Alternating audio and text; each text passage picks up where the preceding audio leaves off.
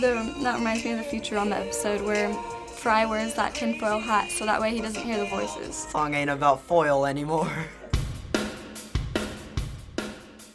What did you think of the fancy parody, Handy? I didn't even understand what was going on in that video. It was creepy, and he looked like an old man who was trying to make a comeback. He's so funny. He's like, I'm so handy. I got 99 problems in the Switch 8-1.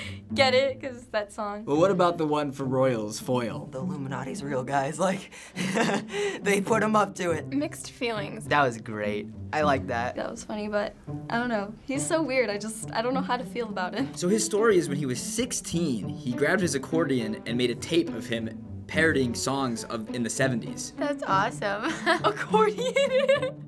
What? He's like, those are real? They make music. And a popular radio host called Dr. Demento heard it and started playing him on the radio, and that's how he got his start. There was radio back when he was 16? That's insane, and that's really weird. That's fantastic. It's a great way to get started, you know?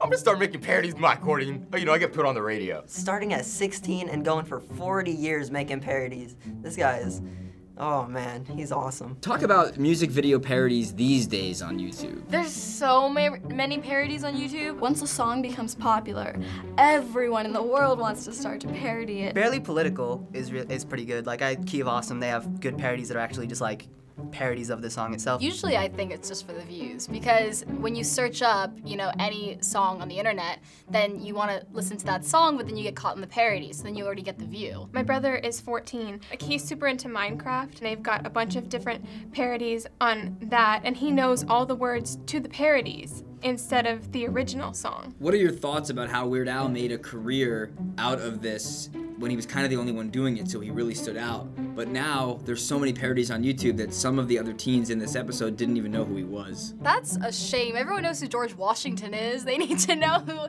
you know, the first who invented the parodies are. Yeah, I feel kind of bad because apparently he's this like big hotshot guy, you know, and I had no idea. I'm sure that they could all name like YouTubers that do it, like Bart Baker, Key of Awesome, but they could not name Weird Al. You're not allowed to do that, guys. So finally, do you think you're gonna wanna keep listening to Weird Al parodies in the future? No. Maybe not on my iPod. I kind of want to see like the first ones that he did and like the beginning of it. Yeah, I'm a Weird Aller for life.